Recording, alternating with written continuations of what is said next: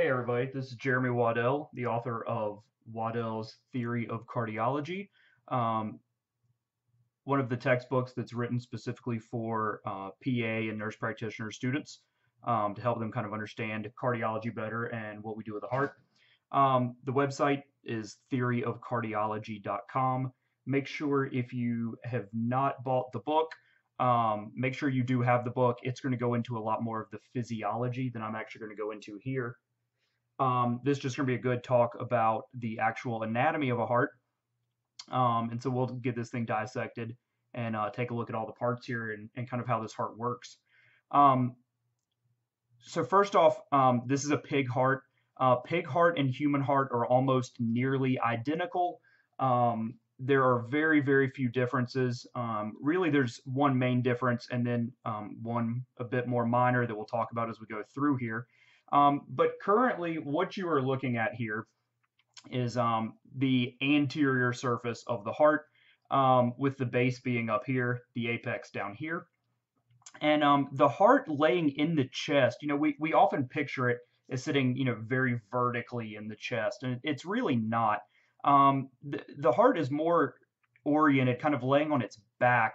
If you notice this flat surface here, this is actually what lays against the diaphragm. And so you can tell that this heart is actually then going to be laying pretty flat in the chest, actually, with the atrias, the two atria back here, the two ventricles more up here. The heart then is also oriented more like this direction, where the right ventricle here is actually facing the chest. The left ventricle is then way back here, a bit more protected further back in the body. Looking straight through from the chest, you're going to see the right ventricle and then just a little bit of left ventricle poking through from down here, but it's mostly the right ventricle that's going to be facing you. When we look from the right lateral side here, so this would be the right ventricle down here. This is the right atrial appendage, is this kind of purplish colored part here that hangs off the front. A lot of students mistakenly think that this would be the right atrium, and it's not. It's actually the right atrial appendage. The true right atrium is actually located back in here behind it. And so when you look at the heart sitting in the chest, kind of like this, the right atrium is actually way back here, actually behind the right atrial appendage. If we come over to the left side of the heart, this is the left atrial appendage. When you start talking about things like atrial fibrillation or a flutter, the rhythms that are known for making blood clots, this is actually where that happens, is out in this left atrial appendage. And as we get inside the heart, we'll get a better view of that and kind of see exactly why it is that we like to make clots out there when the atria aren't effectively squeezing. Now, if we look straight down, again, this here is the anterior side of the heart. This is the front. This back here is the posterior side. This here's the pulmonary artery coming up out of the right ventricle. And so if I take a finger and actually go all the way down the pulmonary artery, I'm not sure you can really see it, but my finger is already way down here, essentially down the bottom of the right ventricle. So that is the pulmonary artery there. When looking straight down at the top of the heart, the most central one here, this is going to be the aorta. So this is actually coming and connecting to the left ventricle down here. And so as my finger goes down in there, then my finger is now down in this area right here. So that's the aorta. This is going to be your superior vena cava here. Looking at the back of the heart, again, here's the right atrial appendage. This is the right atrium. So if you come down the superior vena cava, which is bringing venous blood back from the top part of the heart, my fingertip is now actually down in the right atrium. And you can see if you keep going all the way through, that would be the inferior vena cava on that side, which is actually returning venous blood from basically everywhere below your heart. So again, anatomically, the way this thing would be sitting in the chest you can see that the superior vena cava is back here. So that pipe would be extending vertically up this direction.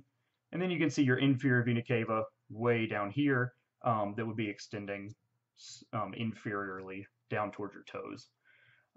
That is it for the really big pipes. Now, humans have four different, generally four pulmonary veins coming into the back of the left atrium. Pigs have between 1 and 3, and that's actually the biggest difference between pig heart and human heart. You can see how pigs like to just have this one enormous opening here right into the left atrium. Again, this would be the left atrial appendage here.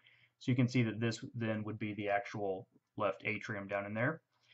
This pig, though, actually has a couple of other ones, and sometimes they do have these little accessory ones here, but if you can kind of see kind of right down in that area, here's a very tiny little pulmonary vein, and this is one also here.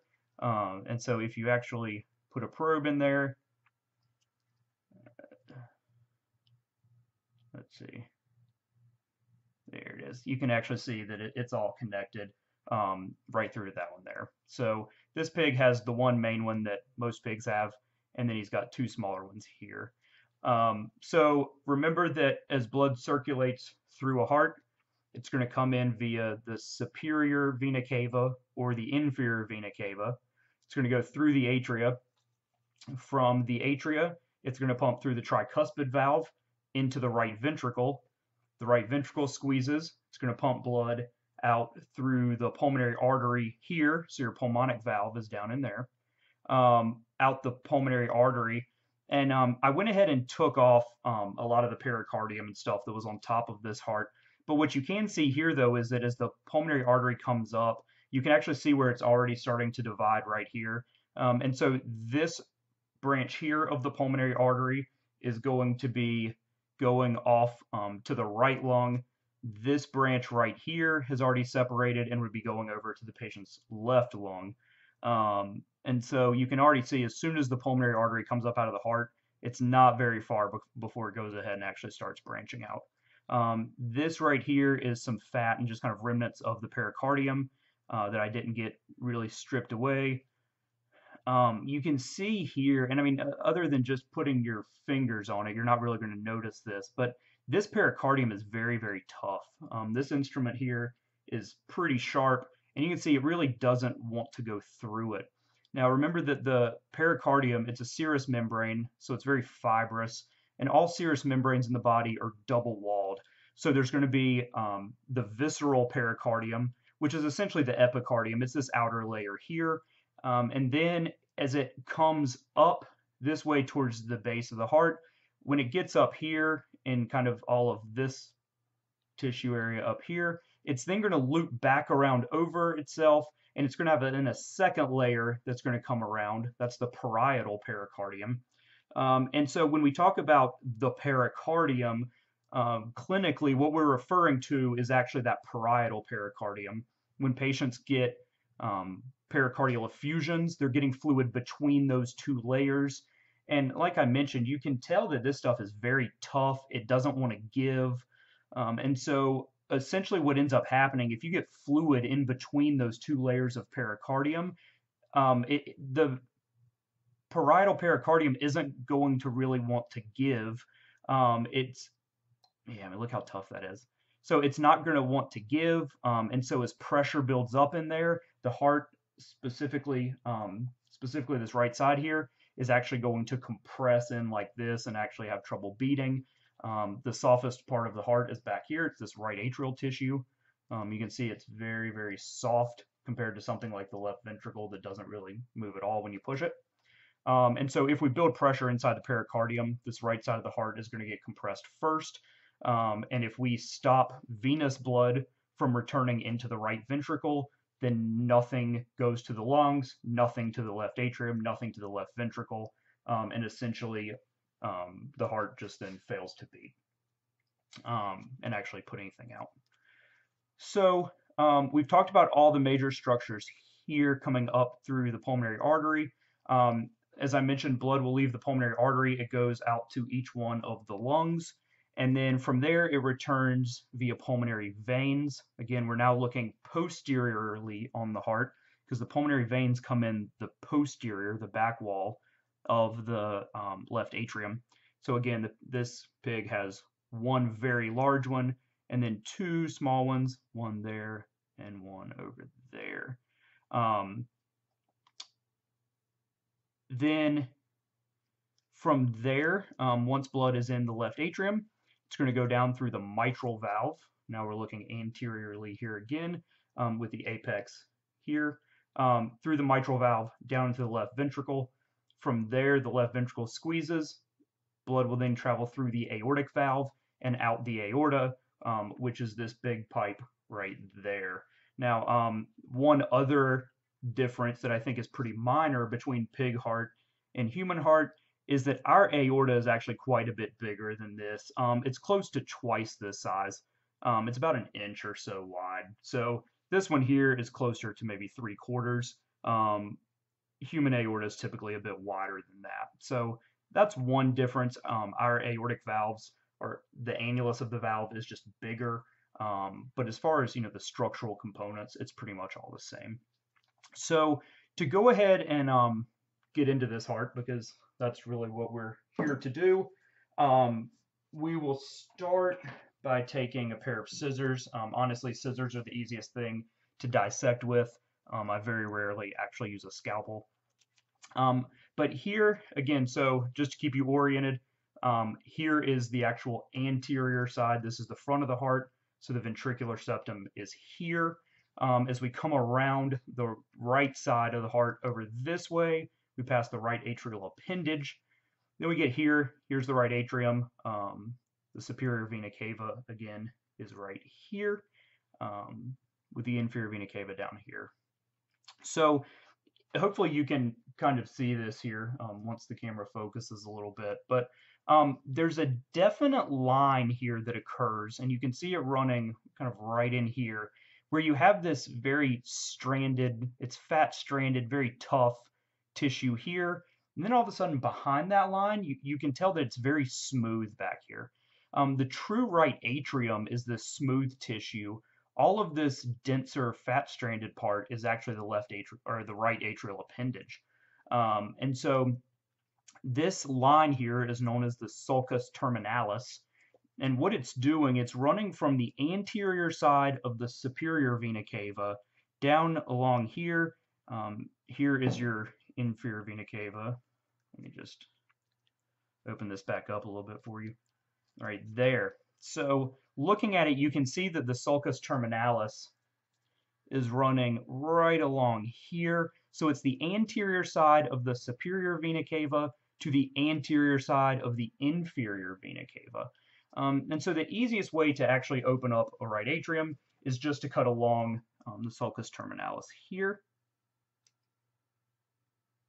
So I'm actually going through the side here of the inferior vena cava. So once we get this opened up, you're not actually going to see the inferior or superior vena cava anymore, because I'm actually going to be opening them up, so it's not going to be clear exactly where they are. There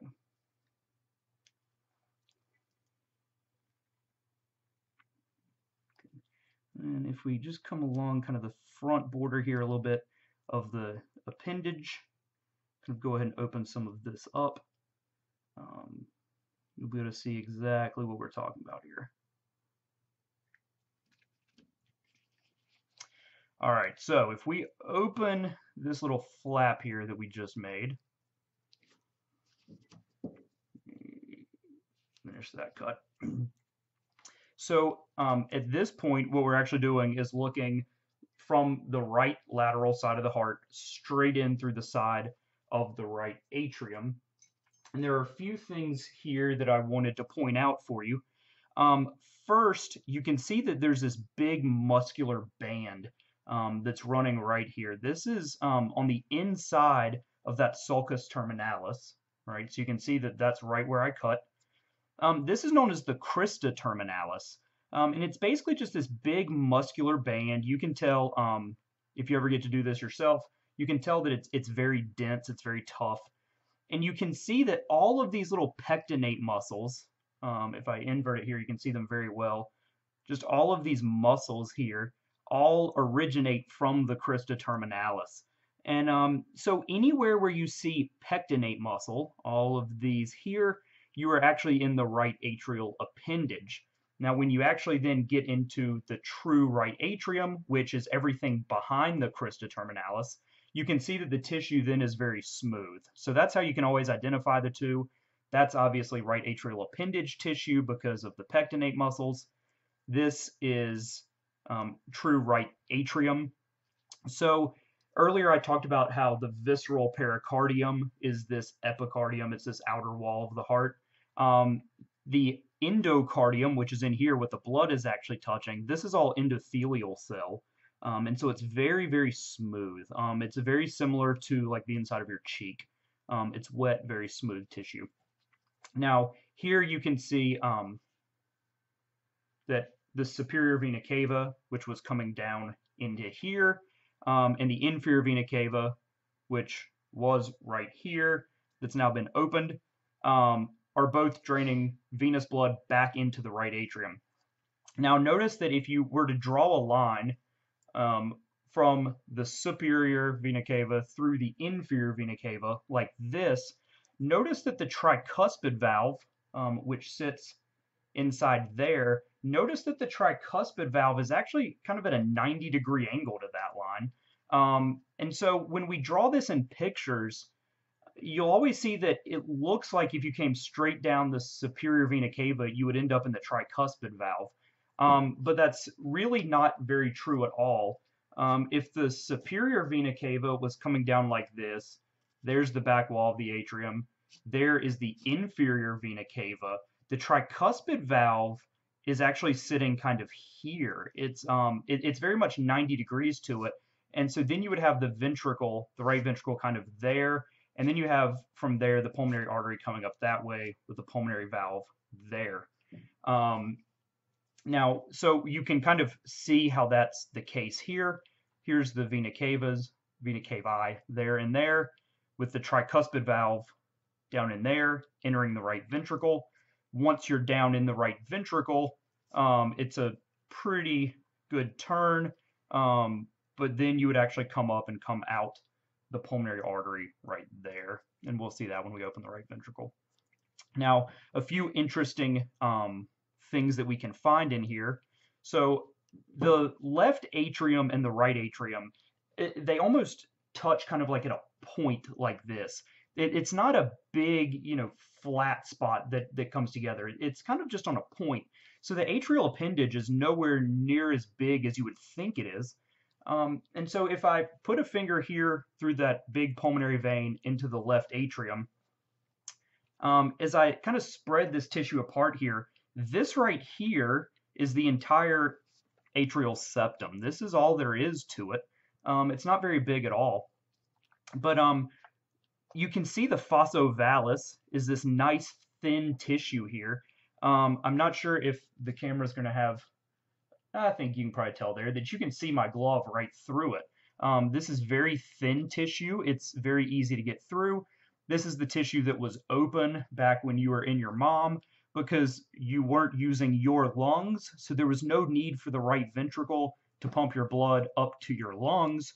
So that little round spot here was actually open, and so as venous blood returned, it just went straight over to the left atrium and pumped out to the body because your mom was oxygenating your blood for you, not you. After birth, this little flap of skin closes, and this is the area if a patient has a PFO, a patent foramen ovale. This is it. What we're saying is that this little round area here is actually open. So you can see it's very thin tissue, very easy to go right through, and you can tell there that it just goes right into the left atrium. Another thing that I think is interesting in this area, if we get, again, the right atrial appendage out of the way.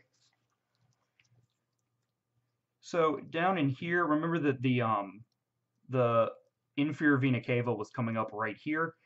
If you were to come up the inferior vena cava and turn towards the left atrium very quickly, you would see that right in here, kind of between the inferior vena cava and the atrial septum, you can see that right here is this flap of skin, and hopefully you can see down in there that there's a nice little hole right there called the coronary sinus.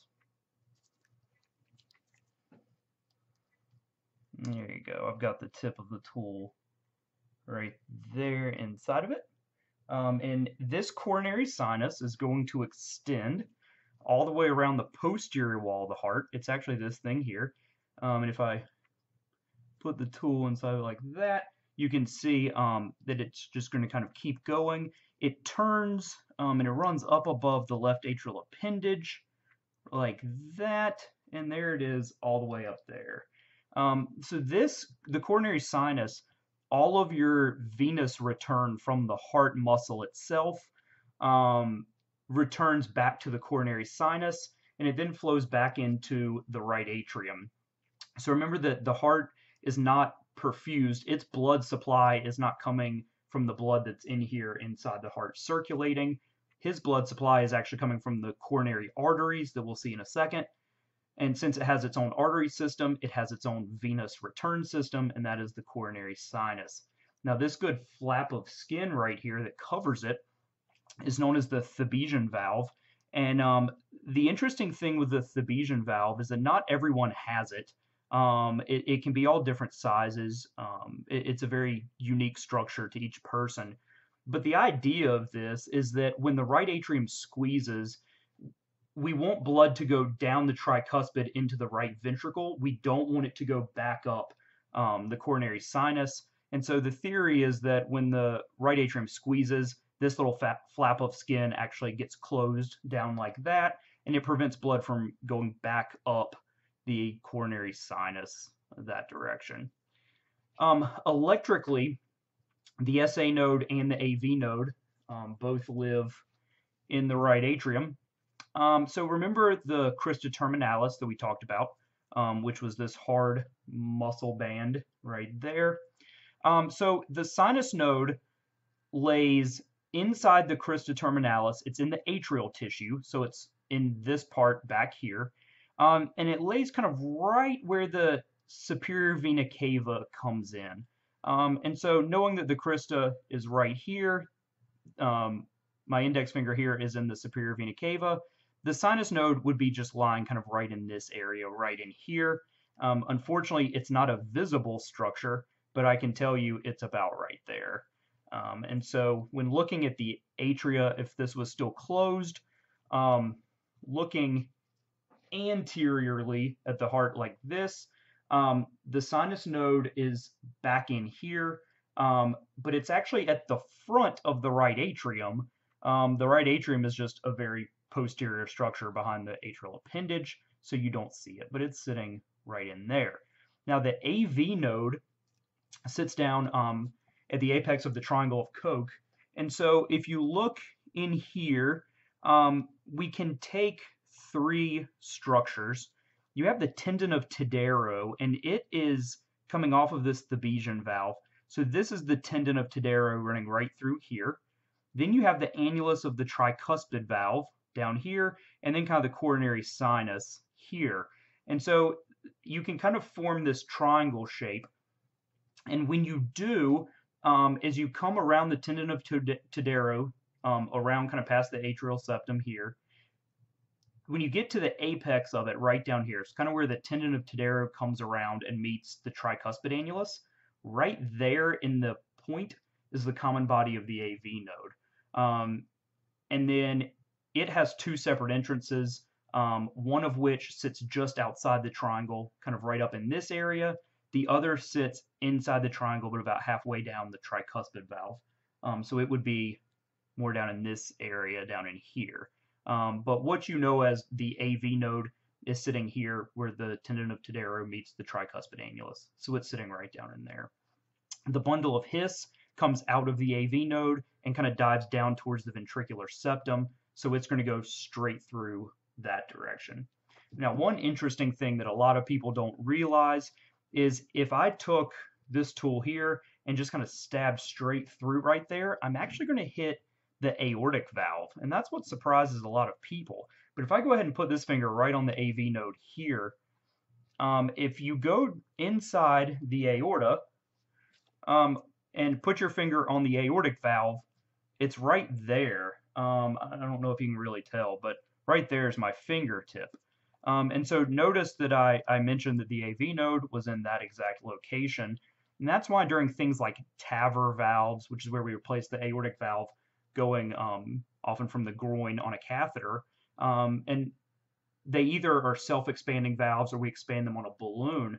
But either way, when you come in this aortic valve position, where my right index finger is, and you start expanding something in that aortic location, you can see that you could very easily hit the AV node on this side. And that's why about 1 out of every 13 people who get a TAVR valve replacement end up needing a pacemaker. We put them into heart block by actually damaging the AV node or bundle of His structures right in that area. So that's about it as far as good things you can really see in the right atrium. The right atrium has a lot of structure in it, and so that's actually why it's kind of fun to get into. If we go ahead, though, and cut down here, we're going to cut down the lateral side of the right ventricle. So again, there's kind of the anterior surface of the heart, with the right ventricle being on this side. So we're just going to make a cut here and open up right down the side. And essentially, I'm just cutting right through the tricuspid valve, as you'll see here in a second. So I'm definitely damaging it, but you'll be able to see it just fine.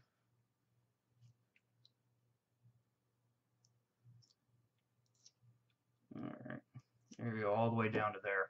Now notice that here you can see how when you open this up that right here is the actual septum. Now what's interesting about that is that you can see where the septum is there, kind of right under my thumb. Notice that the apex of the heart is actually way over here. The apex of the heart is a left ventricle structure. The left ventricle actually crosses over the apex of the heart, and the actual septum is then way over here. And that's why when you look on echo images, a lot of times what you'll see is kind of this roundish left ventricle. Whoop, I'm totally drawing off the page, I'm sorry. What you'll see is kind of this rounded left ventricle shape. And then you'll see this very triangular thing like that on the side, and that's the right ventricle, because the actual apex, the point of the heart, is way over there. So the right ventricle usually looks very triangular, kind of comes to a point on echo images, whereas the left ventricle usually appears a bit more round. But here you go. So when you open all of this up here, so that is a tricuspid leaflet right there. And so you can see that it's very thin tissue right there. So there's the tricuspid leaflet. Very thin tissue. It's often described as like a parachute. And you can see the chordae tendineae coming off of it, or the cords. And all of these cords are running down to papillary muscles. Here's a good example of a papillary. Right there. It's a good hard, it's a pretty firm muscle. And so the purpose of the papillary is that what we need here, you can tell if we open all of this up, everything up here, this is atrium up here, this is ventricle down here on this side. Now, with this valve here, the leaflet in between all of that, when blood is coming down through, these leaflets kind of just get pushed out of the way like that against basically the walls of the ventricle, and blood then flows into the ventricle. But then when the ventricle contracts, blood is going to want to come back up into the atria and go out the pulmonic valve, but we need it all to go out the pulmonic.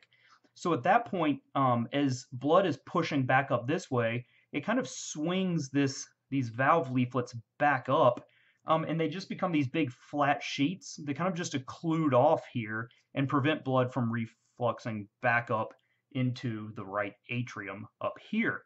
And so what we need, though, is you can tell these things are such thin little tissue that what we actually need is some system in place to hold the valve leaflet and prevent it from just blowing all the way up into the atria and failing to seal.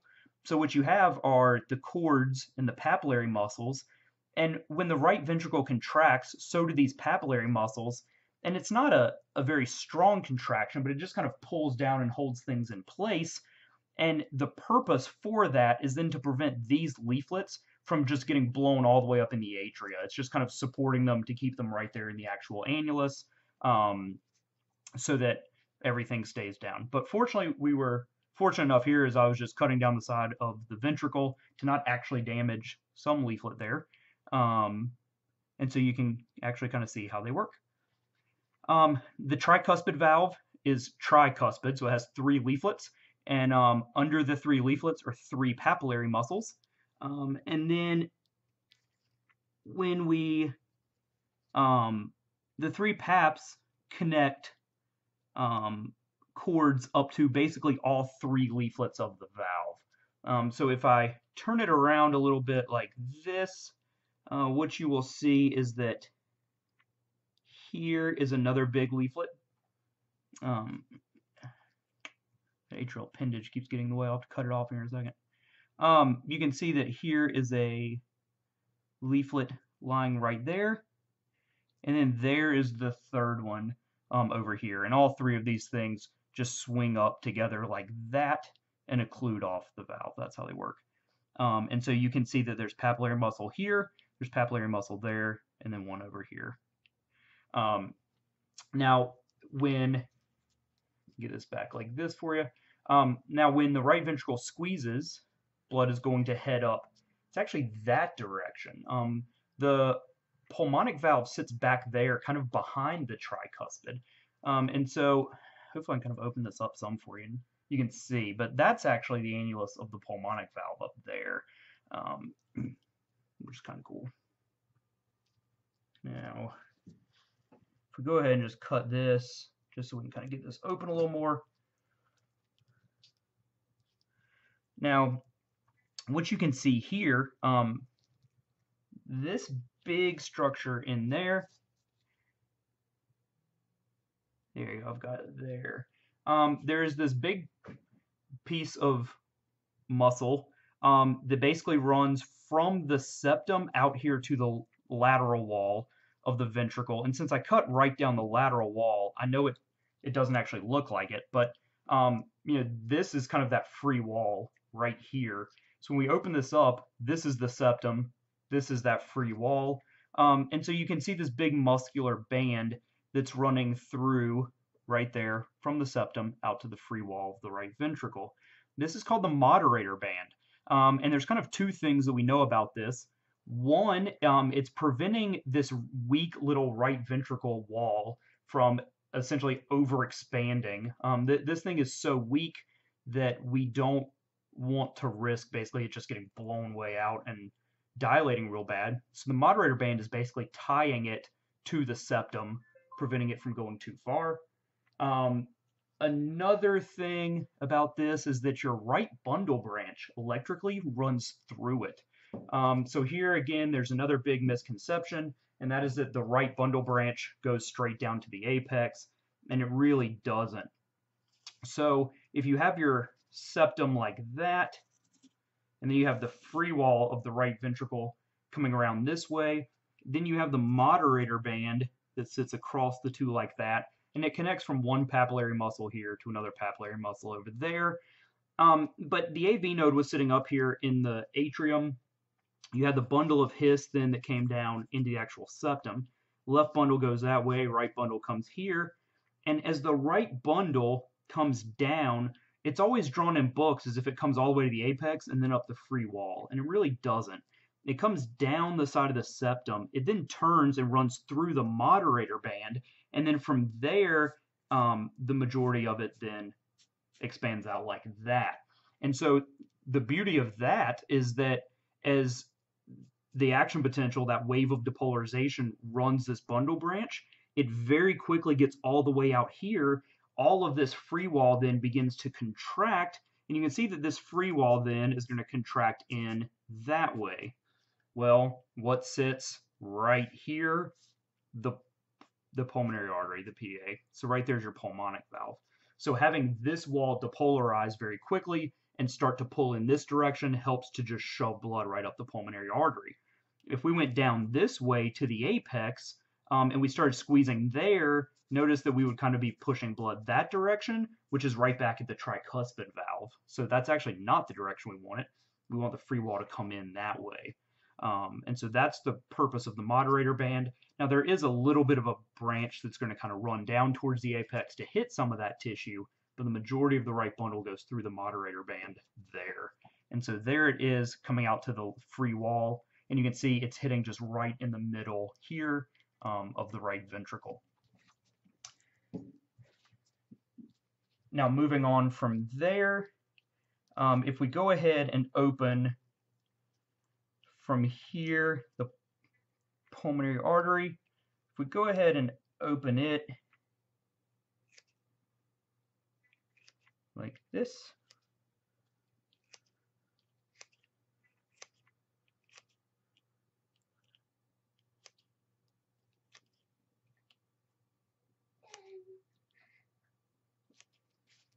if we open all of this like this way, okay, now here what you can see is that you have the tricuspid valve.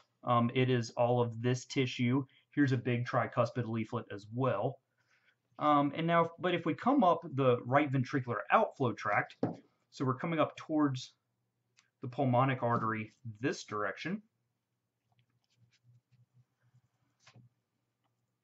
Here is the pulmonic valve.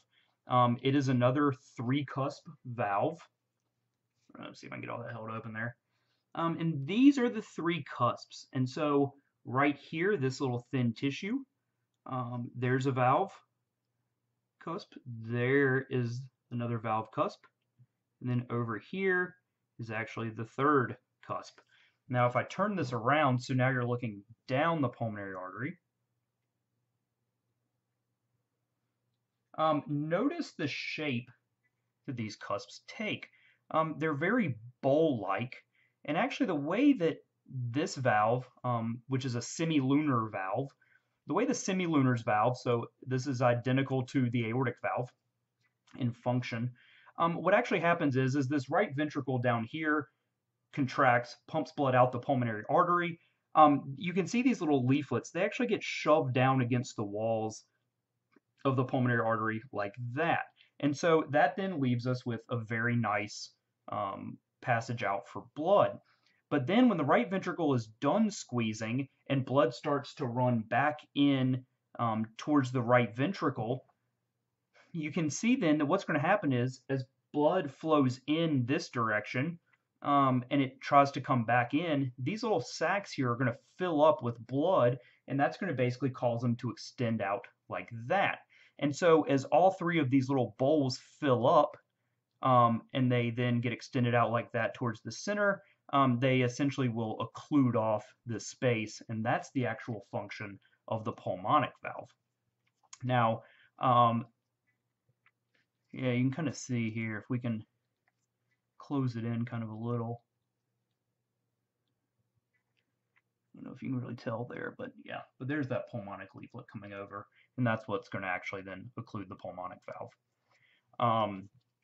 From there, blood leaves, goes out to the lungs. This is all trabeculation in here. It's just kind of very hard ridges of muscle that get made. Essentially, the fetal heart, when it's in development, all of this tissue is very sponge-like. It's very soft, and there's not really a big area down in here for blood. And kind of as the heart develops, that tissue compacts, and it compacts into this very tough musculature. And so you can see here how it's all just this very rigid trabeculated tissue here. It's very bumpy. So from there, blood leaves, goes out to the lungs, returns in this side here through the pulmonary veins. So if we open the top here of the left atrium, just going to keep on going over like this. You are now looking straight down through the top of the left atrium. And so you're now looking down at the mitral valve that's down there. And the left atrial appendage then is hanging off here on the side. So if I continue to open that up a little bit, remember that the atrial appendages have the pectinate muscles, so that's how you can always tell when you have atrial appendage tissue, and that's what this is here. So here are those pectinate muscles again, so you can see that out here in the left atrial appendage is where those pectinate muscles are, but once again, inside the actual left atrium, it's that good, smooth epithelial tissue in here, nice and smooth, and you can see how over in this area back there, there was one of those other pulmonary veins that was leading in from right there. You can see why when a heart goes into AFib or A-flutter, and these ventricles are essentially then just sitting there kind of vibrating, they're not really contracting at all. You can see how blood would very easily just sit out here in all of these little grooves between these pectinate muscles. And a lot of times when you're dissecting these hearts, you can actually find little blood clots that have set up out in there. And so blood just kind of gets stuck out here. And you know, the best way to make blood clot is to make it stand still. You know, just like if you cut your finger, what do they tell you to do? You put pressure on it. If you can make the blood sit still, it will clot. So when the atria quit contracting well and just sit there and kind of vibrate at us in AFib, blood sits out here inside of all of these little grooves, sets up and makes clots. The problem with the left atrial appendage, though, as opposed to the right atrial appendage, if one of these clots breaks off, it's a straight shot to the brain, because the left atrial appendage, it breaks off into the left atrium, goes down through the mitral valve, into the left ventricle, up the aorta, and as it comes around, right there is the carotids taking off. And so left atrial appendage clot is what causes the strokes in AFib. If you make a clot in your right atrial appendage, if it were to break off, it would go right atrium, right ventricle, it would come out the pulmonic artery here, and it's going to go to the lungs. And much like the way the trunk of a tree works, as you come up the PA there, it's going to split, right, which we saw there and there, the two splits that occur. And then what happens from there is, you know, these things continue to just branch out, kind of like that. And so as you go further and further, eventually you're just getting into all these tiny, tiny little capillaries at the alveoli of the lungs. And so if a blood clot was to break off, you know, let's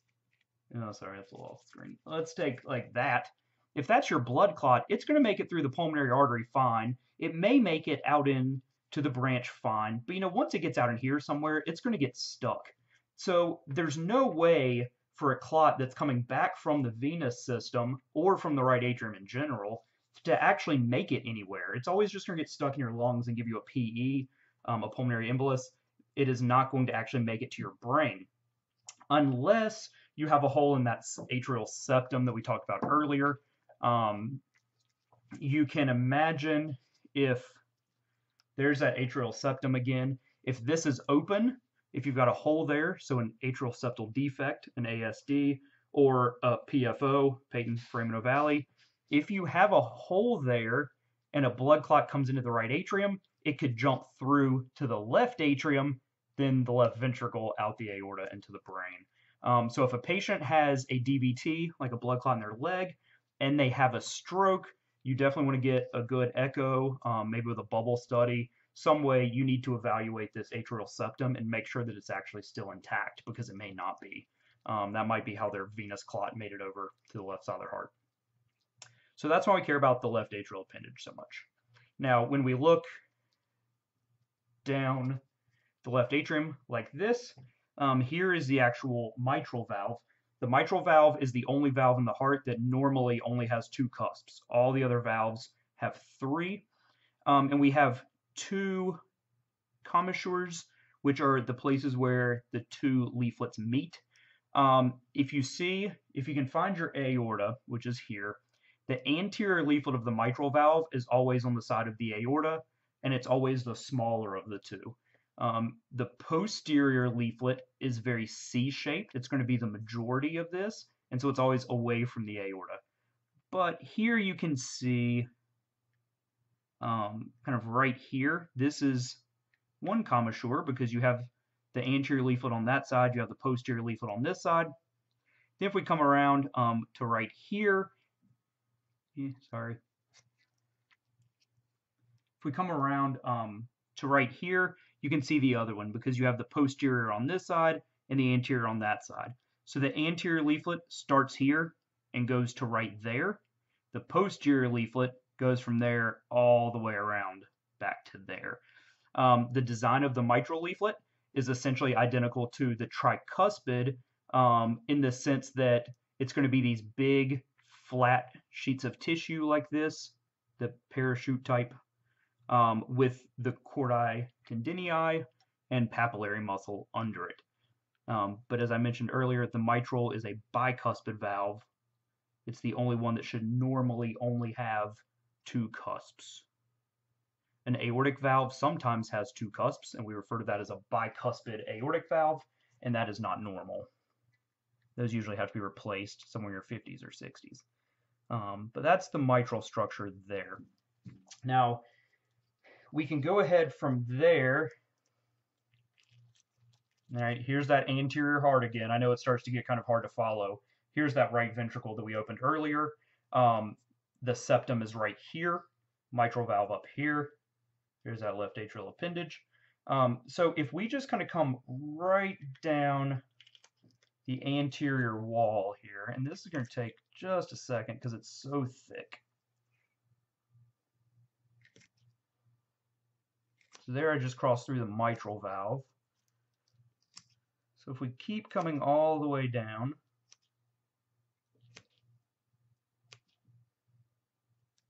like this, we can open the left ventricle. Now here, keep in mind, if we go back over to the right, remember the papillary muscles that we saw over here? You see the size of that papillary muscle right there. But then if we come over to the left, my tweezers don't even open far enough. All that is one enormous papillary muscle right there. And as you can imagine, the left ventricle is the big pumping chamber. It produces much, much higher pressures. And so everything on the left has to be bigger, stronger, tougher than its right-sided counterpart. So you can see here, here's the mitral leaflets. You can see that it's quite a bit thicker than the tricuspid leaflets were. It's still pretty thin tissue, honestly, but it's much sturdier than the tricuspid side was. The papillary muscles are enormous. Over here is the other one, that big hunk right there. And this big papillary muscle, I mean, it's coming all the way down here. They're just enormous trunks sitting there. And then you can see the cords here, pretty similar to the right side. But if we go back over to the right, you'll see that there's just fewer cords and more of them are really thin, kind of like these here that you can see. I think right there. Those are just thin little cords right there. Come back over to the left side, like this. You can see how big the cords are over here on this side, much bigger. Now, notice that we don't have a moderator band on this side like we did on the right. It's simply because it's not needed. This left ventricle is so big, so strong, it's just going to do its own thing. It doesn't need to be prevented from going too far. Interestingly enough, I can kind of pull this around this way. Take note of how thick this left ventricle is, right? There's my thumb beside of it. You can see that this ventricular wall is wider than my thumb. take this right ventricle tissue, and it's smaller than my pinky. So there is no comparison at all. The right ventricle is much smaller, much thinner, much weaker than this big left ventricle over here. Now, if we go ahead and get this mitral valve out of our way, sitting back behind this anterior leaflet, we have the left ventricular outflow tract. The left ventricular outflow tract is just kind of this path here that blood takes to actually make it into the aorta, into that aortic valve. One interesting thing about the anterior leaflet here of the mitral, so when the mitral is closed, what you're going to have is this valve is going to swing up like this and occlude off the path from the left atrium down into the left ventricle. But then when the left ventricle pulls blood into itself and the left atrium squeezes, this leaflet gets blown down like that, and it actually goes all the way against the septum. You can see here that it very easily reaches the septum down there. And what that does is it provides kind of an inflow tract on this side, so it's occluding basically over here at the aorta, so all the blood coming from the atrium goes down into the ventricle. It kind of shoots it down towards the apex, but then when the ventricle starts to squeeze, it swings up, comes back up here like this, and provides us then with that whole outflow tract that direction, then to actually get over into the aortic valve. Now the aortic valve, looking from underneath, is nothing exciting. But if we start taking this dissected mess and go ahead and take off a little bit more of the aorta, so go ahead and get this open so we can see the valve. Remember, the aortic valve structurally is going to function just like the pulmonic valve, in that we're going to have those three cusps. They're going to fill up kind of like bowls. Now,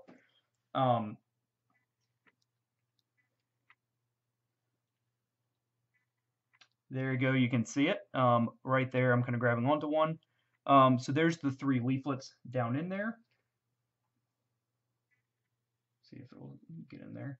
And so you can see that the leaflet can either open like this and fill up with blood, or it can, get pressed back like that against the wall of the aorta. It has the three cusps. We name them the left coronary cusp, the right coronary cusp, and the non-coronary. And the reason for that is because, let me go ahead and open this aorta up so we can kind of get in there and get a better look at it.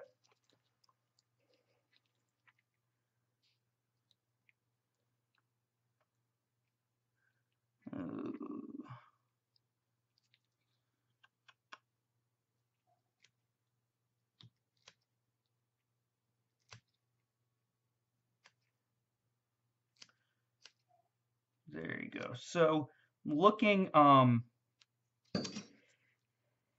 in it,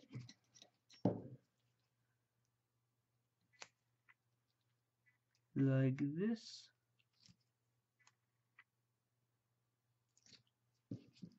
There we go. All right. So if we look down this aortic valve, what you can see here, you have your three cusps we talked about just a second ago. So there's one, and then this one over here on this side. And the cusp that faces the atrial septum. So if you put this heart back together, the atrial septum then is lying back here. The cusp that's facing that direction does not give off a coronary artery. And so if you open this little bowl up here, you'll notice that there is no coronary artery opening behind it. What you will notice, though, is that as the aorta comes down, I'm kind of starting to run out of room here. As the aorta comes down towards the left ventricle, it kind of balloons out on the sides like that. And then you have then those cusps, the little bowl shapes, that fill up like that. These cusps right here are known as the sinuses of Valsalva, and in the book there's a picture of it. But essentially, what happens is, as blood is leaving the left ventricle and heading up that way, these little bowls will get pushed to the side, and blood then leaves the aorta that direction. Now, when these little bowls get compressed against the side, they aren't going to go fully all the way against the aortic walls. They're just going to kind of look like that. And so then as blood, then when the left ventricle goes into diastole and it relaxes, as blood tries to then come back into the left ventricle, what's going to actually happen is blood is going to swirl down inside of these sinuses like that, and it's going to kind of swirl around down in there, and that's what causes it to really be able to fill those bowls well. The problem in this is if the aortic walls were simply straight, and you had your cusp like that, when blood was being ejected out of the left ventricle, if those cusps stood up straight against flat walls like that, as blood tried to come back, it would simply just go right through the middle, and it would never get in back behind those cusps to actually make them close or fill up. So when we look at the aortic valve, hopefully you're able to see that. You kind of have these big pockets back in here where the aorta actually kind of bulges out, and it produces essentially all of this area back in here. So even when, like if I grab this cusp here, at open, it's only going to come, see if I can get that better in view there for you. It may only come to like there. It's not going to go all the way flat against the wall that's way back there. Now, we talked about how the cusp that faces the atrial septum is the non-coronary cusp. He is not going to give way to a coronary artery, but the other two will. And so knowing that this is the left side of the heart, you can see the big muscle. This is the right side of the heart over here. This then on this side is going to be your right coronary cusp. This one over here is the left coronary cusp, and it's going to give way to the left main coronary.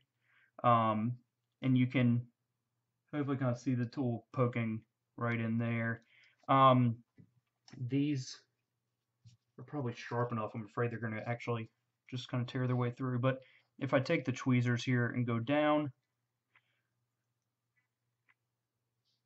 right there, you can actually see I've actually cut the circumflex artery in half when I was dissecting this. And so you can actually see the tweezers heading that direction.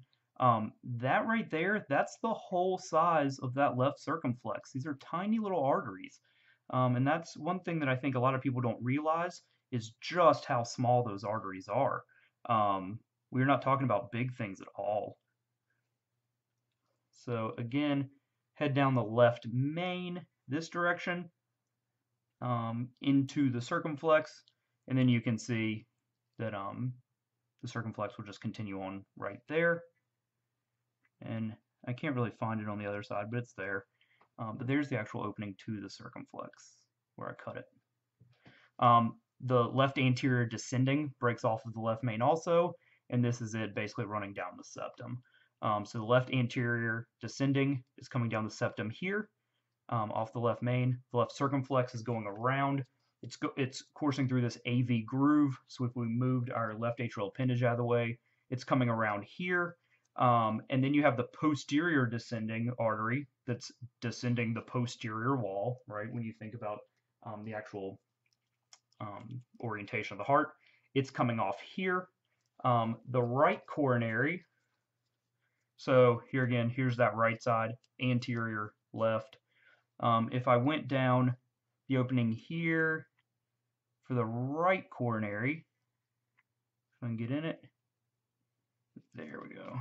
You can kind of see how the tweezers are following right around through there. You can see right above my thumb there. So that's the right coronary that's coming around that direction.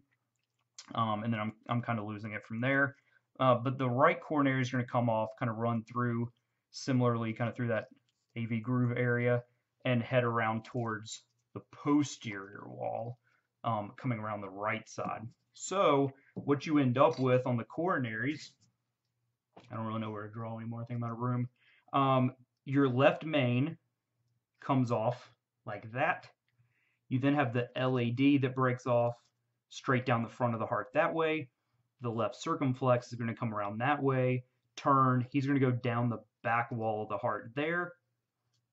If here was the aorta, there's your right coronary. It's going to come off that direction. It's going to swing around the inferior wall, kind of down that way. But anyway, he's going to end up coming around the back as well.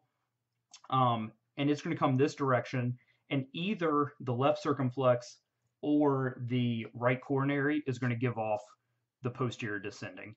When we refer to a patient being left dominant or right dominant, what we're telling you is which one gives off the posterior descending. So what you end up with, as you may be able to tell here, is kind of 4 big vessels. So you have the LAD coming down the front, you have the PDA coming down the back. So those two are going to somewhat mirror each other. Then off the left lateral side, you have the circumflex. Off the right lateral side, you have the right coronary, the RCA. And so those two are going to somewhat mirror each other. So you have a right coronary and a circumflex. You have a posterior descending on the back and a left anterior descending on the front. So 4 vessels essentially covering all 4 sides essentially of the heart. So that's the main coronary flow there. And that is essentially an entire heart. As I mentioned earlier, if you go to www.theoryofcardiology.com, specifically get the book, there's a whole lot more as far as the physiology of how this works included in the book. But I want to give you guys a good overview of the actual anatomy of a heart. Again, this is pig heart, but it's nearly identical to human. So yeah. Go to theoryofcardiology.com, take a look at all of the other videos, presentations, and lectures there, and hope you enjoyed it. Thanks.